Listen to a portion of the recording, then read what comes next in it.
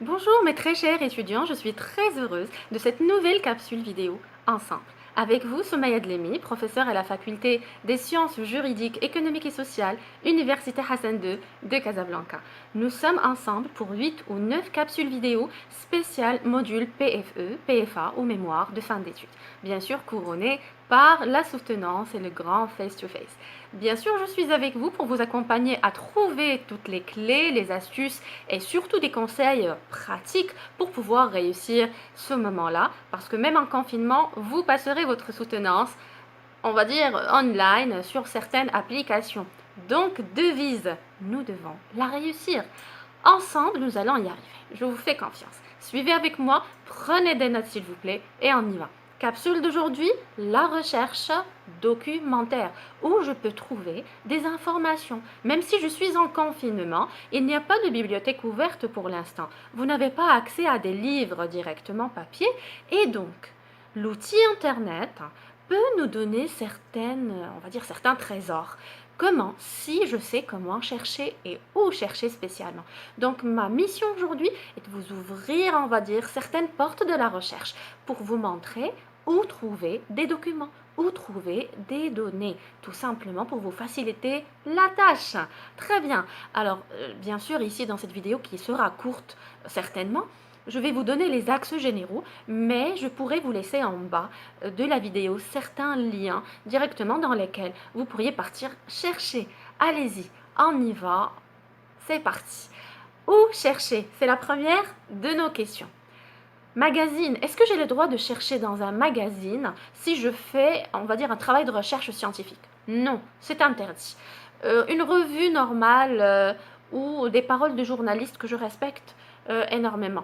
Non, on ne peut pas. Parce que la pensée journalistique ou la pensée dans un magazine n'est pas scientifique. Du coup, nous devons absolument axer notre attention et nous focaliser uniquement, je dis bien uniquement, sur des ouvrages d'auteurs, des livres d'auteurs, où je pourrais les trouver. Dans quel lien je pourrais chercher ces données, même avec le confinement? Bien sûr, il y a plusieurs bases de données scientifiques en période de confinement qui sont gratuites, open access, open source, juste pour vous. Il suffit juste d'avoir le flair et l'intelligence de les trouver. Le premier trésor à notre disposition actuellement au Maroc, à Casablanca spécialement, c'est l'université Hassan II qui nous a donné accès à la bibliothèque universitaire Mohamed Skrat, www.bums.ma. En principe, je vais vous laisser tout de suite ici le lien. Regardez-le, voilà, donc bums.univ.h2c.ma. Et vous pourrez trouver des trésors interminables de quoi? De revues scientifiques, d'ouvrages que vous pourrez consulter. Bien sûr, faites attention à sélectionner et à synthétiser. Donc notre université et notre faculté, elle a accompagné nos étudiants chercheurs dans leur démarche de recherche et leur encore offre une liste de bases de données à part la BUMS qui sont scientifiques et qui sont gratuites. Ne vous inquiétez pas, je les mettrai dans la partie description en bas. Vous trouverez les ressources et les modalités d'accès. Maintenant, je vous donne juste à titre d'exemple certaines ressources. Première source qui est vraiment intéressante, ProQuest. Il y a aussi ProQuest eBooks, Springer Nature, Springer Nature manuel avec des textbooks, Elsevier articles. Si vous menez des études actuellement sur le Covid-19, vous pourrez vraiment trouver tout ce que vous voulez. Il y a aussi bouquet électronique de la BNRM, il y a aussi Dalos, Sciences Directes, il y a aussi Rosetta Stone, mais encore EBSCOH, enfin EBSCO Host, pas encore terminé, Sage Research Methods, et il y en a plusieurs. Il suffit juste de trouver, on va dire, l'accès. Et puisque aujourd'hui nous sommes en confinement, l'accès est gratuit pour la plupart des plateformes. Donc bums.ma, si vous avez votre ENT, et je pense que vous l'avez, l'ensemble de nos étudiants en leur ENT, grâce à votre ENT, vous pouvez accéder à distance à une multitude de documents online open source. N'oubliez pas les revues scientifiques de grande importance telles que Cairn, Google Scholars, Scopus et bien évidemment favoriser les recherches aussi dans HAL pour trouver des thèses qui pourront vous inspirer. N'hésitez pas aussi à vous inscrire dans des bibliothèques internationales online. Grâce à votre mot de passe et votre login, vous pourrez avoir une petite promenade dans des livres et dans des ouvrages qui vous intéressent. Donc e-books à volonté que vous pourrez télécharger à volonté aussi. Et donc dans une petite clé USB, vous pouvez avoir une bibliothèque de 2000 livres dans une clé USB que vous pouvez, on va dire, avoir tout le temps avec vous pour travailler sur votre tablette ou votre ordinateur. Mettons les choses au clair, s'il vous plaît. Ce qu'il faut garder à l'esprit. La recherche documentaire, si on veut la classifier en 6 étapes. Je cherche le sujet, j'interroge les sources d'information, je sélectionne les documents, je prélève l'information, je traite l'information et je vais communiquer cette information-là. Donc, je vous explique, lorsque nous parlons de cerner le sujet, c'est tout simplement dégager les idées importantes parce que lorsque je vais formuler mon sujet, je dois prendre un stylo et faire un cercle par rapport à tous les mots-clés de mon sujet qui vont m'aider par rapport aux titres que je vais mettre dans le plan. Et ces titres-là, c'est eux qui vont m'aider à partir faire mes recherches. Et bien sûr, lorsque vous allez ouvrir votre ordinateur, n'utilisez pas uniquement la plateforme connue Google, qui est le moteur de recherche connu Google, mais appelez sa famille, on va dire. Donc, tapez sur le petit carré de Google, tapez moteur de recherche. Il va vous ramener 360 autres moteurs de recherche. Et donc, dans votre bureau en bas, ouvrez 10 pages. N'ouvrez pas juste une seule page et n'accédez pas uniquement à la première recherche de Google. Ouvrez 10 pages. Et dans chaque page, utilisez un moteur de recherche différent. Et lancez votre recherche sous des formes de titres différents. C'est-à-dire, c'est la même idée que vous recherchez. Imaginons, vous cherchez la performance salariale. C'est ce que vous recherchez pour votre chapitre. Vous n'allez pas taper performance salariale dans les 10 pages, mais vous allez essayer de diversifier, de reformuler cette expression dans chaque page, de façon à avoir plusieurs données différentes.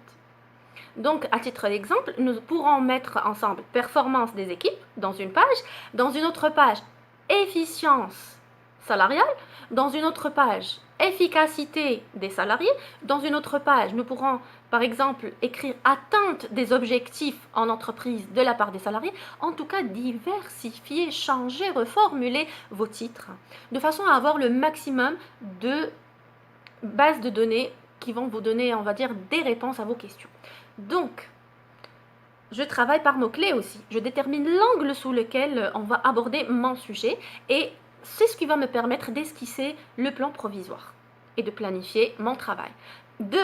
On va interroger les sources d'information.